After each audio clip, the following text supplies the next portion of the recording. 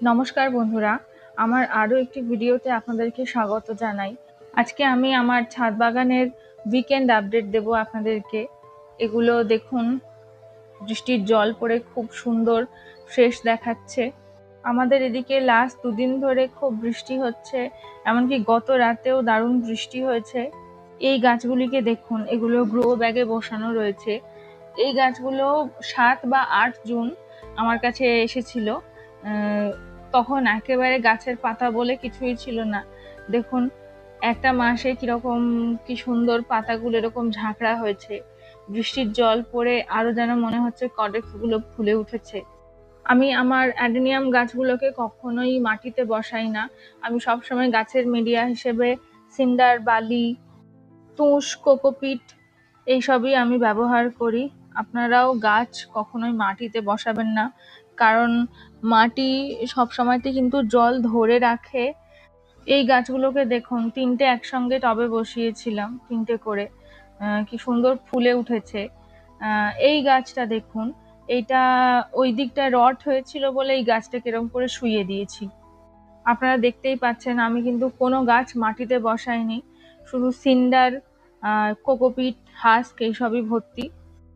অ্যাডেনিয়ামের media হওয়া উচিত ঝুরঝুরে, যেটাতে জল বেশি দাঁড়াবে না, কিন্তু মাটি তো ঝুরঝুরে হবে না, মাটি সবসময় ডেলা পাকিয়ে যাবে। তাই এতে জল আটকে থাকবে, আর এতে করে কি হবে, আপনার অ্যাডেনিয়াম গাছ কিন্তু একেবারেই পচে যাবে। যেহেতু অ্যাডেনিয়াম মরুভূমির গাছ, সেহেতু অ্যাডেনিয়াম মোটেই জল বেশি পছন্দ করে না। হ্যাঁ, ময়েশ্চার পছন্দ করতে পারে, কিন্তু জল আটকে থাকা, জমা জল একেবারেই অ্যাডেনিয়াম পছন্দ করে না।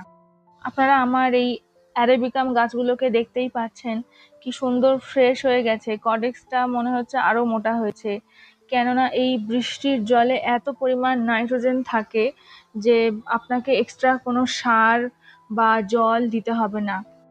তবে এরকম ভাবে থাকতে থাকতে তো ফাঙ্গাস ধরে যাওয়ার সম্ভাবনা আছে, তাই মাঝে মাঝে ফাঙ্গিসাইড দিয়ে দেবেন, কিন্তু একেবারেই কোনো সারের ব্যবহার করবেন না।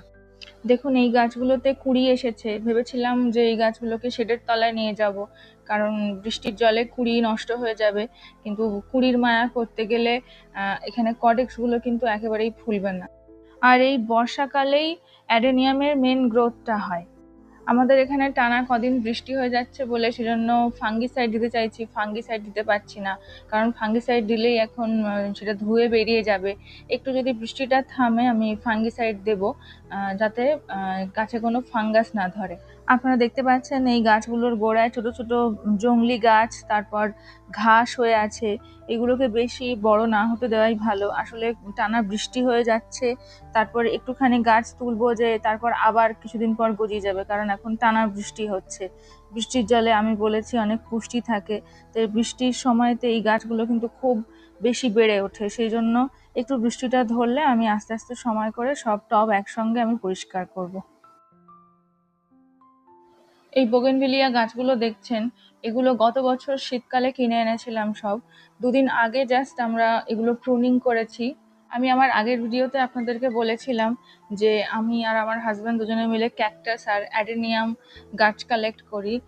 বোগেনভিলিয়া গাছের শখটা আমাদের গত বছর থেকে হয়েছে। গত বছর আমরা বকখালিতে গেছিলাম পুজোর সময়তে, তো বকখালি থেকে ফেরার পথে একটা বাড়ির ছাদে দেখেছিলাম এরকম বোগেনভিলিয়া বা কাগজ ফুলের গাছ এরকম ভাবে পুরো ছাদটা জুড়ে ছিল। তো তারপর থেকে আমরা এরকম ভাবে বোগেনভিলিয়া গাছ কালেক্ট করতে শুরু করেছি।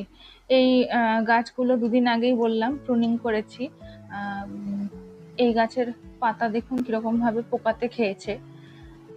এই বর্ষাটা চলে গেলে আমি দেখছি কিছু ওষুধপত্র গাছে দিতে হবে, কারণ বৃষ্টির জলে তো সবই ধুয়ে যাবে। এই লাল ফুলটা দেখুন কত সুন্দর দেখতে ফুলটা। আমার একটাও গাছের আইডি মনে নেই, সবই ওই বর্ষার জলে ধুয়ে গেছে বা রোদে জ্বলে গেছে। আইডিগুলো সব লাগানো আছে, কিন্তু একটাও কিছু আমার মনে নেই। এই গাছটা দেখুন, এতে সাদা সাদা ফুল, ভেরিগেটেড। এটা সব থেকে দামি বোগেনভিলিয়া একমাত্র এখন আমার কাছে। এর গাছের গোড়াটা নিশ্চয়ই দেখতে পাচ্ছেন, পচে গেছিল বলে ওটাকে দড়ি দিয়ে বেঁধে একটুখানি উঁচু করে রেখে দিয়েছি। এই গাছগুলোকে দেখুন, বর্ষার জলে কি সুন্দর ফুলে ফেঁপে উঠেছে। কি সুন্দর পাতা বেরিয়েছে ছোট ছোট। এই জাস্ট 2 সপ্তাহ আগে এসেছে গাছগুলো। এর মধ্যে 2টো গাছ আপনাদেরকে রিপোর্টিং করেও দেখিয়েছিলাম, ছোট ছোট কি সুন্দর পাতা বেরিয়েছে। আবার কয়েকটা দেখলাম ভালো করে কুঁড়িও বেরিয়েছে। জানি না বর্ষার জলে থাকবে কিনা, কিন্তু বর্ষার জলটা খাওয়ানোটা খুবই প্রয়োজন এই অ্যাডেনিয়াম গাছগুলোকে। এই পিছন দিকের গাছগুলো দেখুন, এগুলোর বয়স প্রায় 15+। এগুলো অযত্নে পড়েছিল অনেকগুলো বছর ধরে। তো আমরা লাস্ট 1-1.5 বছর ধরে এগুলোকে পিছনের আমাদের বাড়ির পিছন দিকে যে বাগান আছে সেখান থেকে তুলে নিয়ে আমরা এগুলোকে মেনটেন করছি। আমি আমার একটা ভিডিওতে আপনাদেরকে 10টা অ্যারাবিকাম আর 5টা ক্রিসপাম গাছ আনবক্সিং করে দেখিয়েছিলাম। তো একই সঙ্গে আমরা এই কটা গাছ রিপোর্টিং করেছিলাম। দেখুন, যতটা অ্যারাবিকাম গাছের পাতা এসেছে, ক্রিসপাম গাছগুলোর কিন্তু গ্রোথ খুব একটা বেশি হয়নি। পাতাগুলো দেখুন খুব ছোট ছোট। এর মধ্যে 2-3টে গাছের পাতা লম্বা লম্বা হয়েছে, কিন্তু এই গাছগুলোর পাতা খুবই ছোট। এই ক্রিসপাম গাছের গ্রোথ কিন্তু খুব স্লো। দেখুন, আমাদের ছাদের একটা কোণাতে এরকম ভাবে আমরা কয়েকটা কন্টেনারে এরকম ভাবে অ্যারাবিকামের সিডলিং এভাবে রেখে দিয়েছি। এই সিডলিং গুলোর প্রত্যেকটার বয়স কোনোটার 2 মাস, কোনোটার 1 মাস। এই যে কালো দুটো টব দেখছেন, এগুলোতে যে সিডলিং রয়েছে, এগুলোর বয়স হলো মাত্র 2 সপ্তাহ। আমরা অ্যাডেনিয়ামের বীজ অনলাইনে আনাই বা বন্ধুদের থেকে কালেক্ট করি, আমি আগেও আপনাদেরকে বলেছি। চারাগুলো দেখুন, এই চারাগুলোর বয়স 2 মাস। এর পাতাগুলো দেখুন খুব ঝাঁকড়া ঝাঁকড়া হয়েছে আর সবুজ রং, খুব হেলদি লাগছে। আর এর কডেক্সও মোটা। খুব ভালো করে দেখলে আপনি দেখতে পাবেন এতে হালকা হালকা স্ট্রেচ মার্কসও দেখা যাচ্ছে। এই চারাগুলোর সঙ্গে তুলনা করুন, এটা ছোট আর পাশের চারাগুলো কিন্তু বেশ বড়।